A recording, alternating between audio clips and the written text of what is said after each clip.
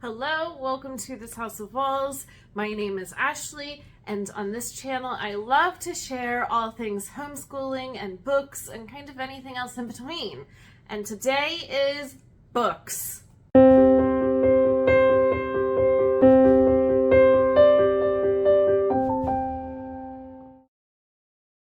So the month of July, I had a fantastic reading month. I finished 9 books. Now, the 9th book, I am still counting. I had 50 pages left and I just couldn't finish it on the 31st. And so today is the 1st and I've already finished it. I'm counting it. The majority of the book was read. I knew that I was really enjoying it and kind of what I would rate it anyways. So overall 9 books. That's a fantastic month. Also considering since June was kind of slumpy for me, this was much better. I tended to enjoy the books more. I did DNF a couple, and I think that helped with my reading, was that if I got into a book and was hating it, I'm not going to give it my time or day. So I think that really helped, and I think I'm still kind of figuring out what books I like. There were some like summer themed books that were on my shelf here for a while. I'm not gonna pick them up, and if I do, I probably won't enjoy them because that is just not my reading taste. So let's get into the books. All right, so the first book that I finished is A Fire Endless by Rebecca Ross. This is the second in the duology after The Fire Endless. And I read A Fire Endless last month and really enjoyed it. And at the end of the month, there was a buddy read that I was a part of. And so definitely wanted to pick this up and read it. I really liked it. I think I liked this one more than the first book. It's kind of hard to talk about it because it is a duology and it's the second in that duology, but it does follow a group of people on this island that is magical in some ways. And I really, really liked it. I liked getting kind of back into all of the characters and what was happening with them. I like how the characters developed. So 5 stars. All right, my next book is The Winter of the Witch by Catherine Arden. This is the 3rd in the Winter Night trilogy, with the first one being The Bear and the Nightingale, and the second one being The Girl in the Tower. Really liked it. This was the final book of the trilogy, and I think I gave it 4.5 stars. Definitely loved the progression of the story. I really enjoyed the main character Vasilisa and her growth over the period of these 3 books. Sometimes main heroines can, I don't know, just kind of come off wrong. That, I'm gonna say one thing but do another thing. But I really did like Vasilisa. I will say, it's best to read this trilogy like in kind of quick succession. All of the books, you kind of jump right in and ready to go, so you need to remember what happened in the last book. But I really enjoyed this trilogy. My next book was The Assassin's Blade by Sarah J. Maas. This is the prequel to the Throne of Glass series. So there's different ways that you can read this entire series. I am following the one where I read the first 3 books, and then I picked this up and read it, and then you continue on with the series. And I definitely think that is the way to go. While this does cover the main character's life before what happens in book 1, you do know the characters more that come up in this book, and you can kind of see where everything is heading. I really, really enjoyed it. 5 stars. My next book was Netherland Boone by T. Kingfisher. This was my first T. Kingfisher book. Absolutely loved it. It's short, but so well written. So in this book, you are following a princess who is the third princess, the third in line. She is kind of dumped off into a convent, and her oldest sister goes to marry but then dies, and so then her second sister marries the same man that her first sister was married to, and that helps keep peace between the two kingdoms. Something happens, and the youngest sister has to, well, she takes it upon herself to go on a quest.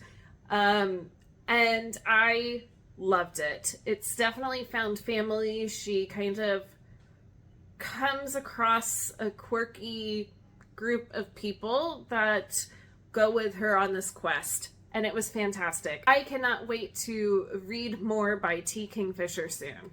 Alright, my next was just a little bit of a graphic novel. I didn't like it. I do know this is middle grade, and this is based off of a longer book. I didn't like it. I didn't like the story. I didn't like the characters, the main plot, any of it. Oh, wow. I think I gave it like 2 stars. Speaking of 2 stars. All right. I have read quite a few Kristen Hanna now.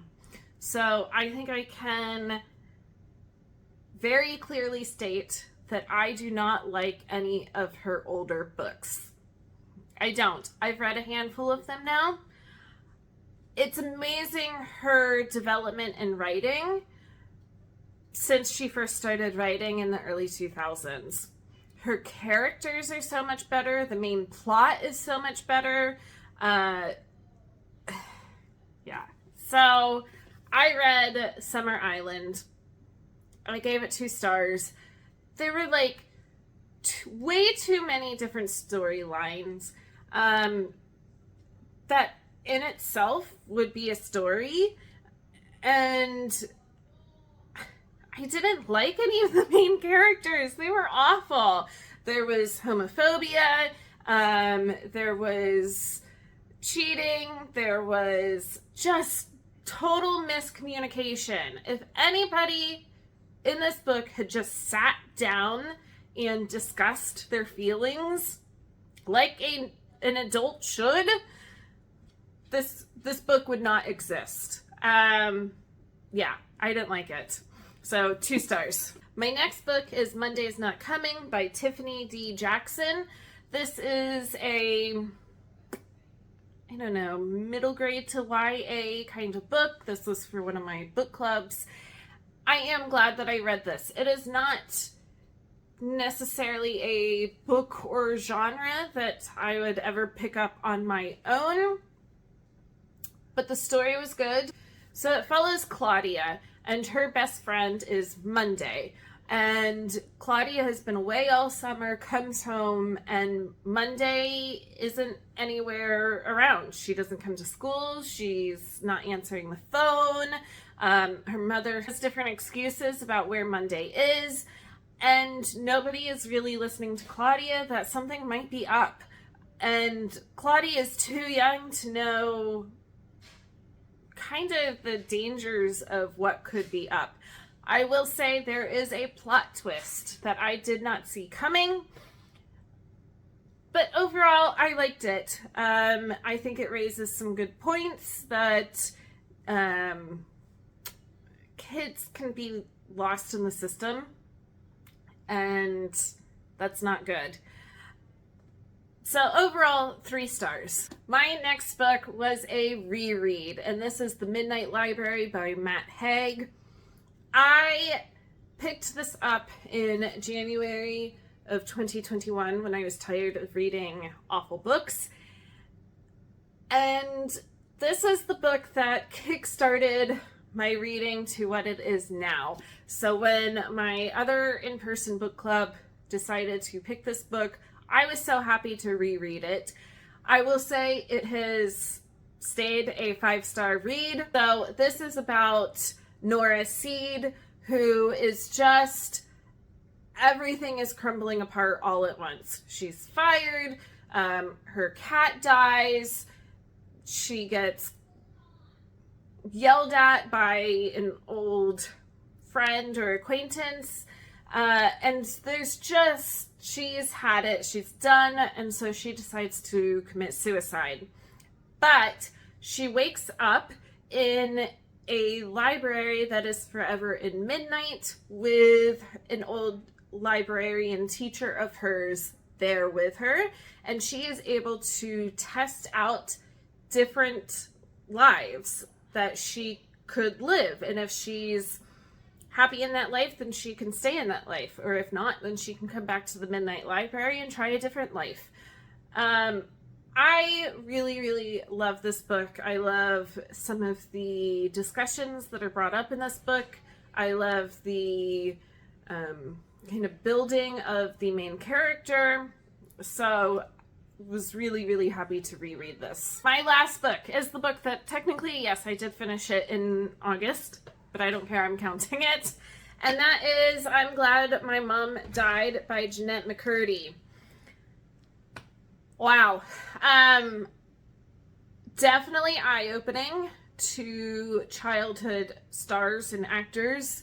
I highly recommend listening to the audio. And so if you don't know, she starred on a Nickelodeon TV show, iCarly. But there's so much more into it. In this book, Jeanette McCurdy talks about how at 6 years old, her mother forces her into acting, and by age 11 is teaching her eating disorders. She is so controlling that she doesn't let Jeanette even bathe herself at all until she's like 16. It's a really eye-opening book. I am really glad that I read it, and it was 5 stars. All right, here are the books that I read. So like I said, it was a good reading month. It was better than the month of June, and now I can't wait to get into some of the amazing books for August. As always, if you like these types of videos, make sure to subscribe and like below, and I will be back for more soon.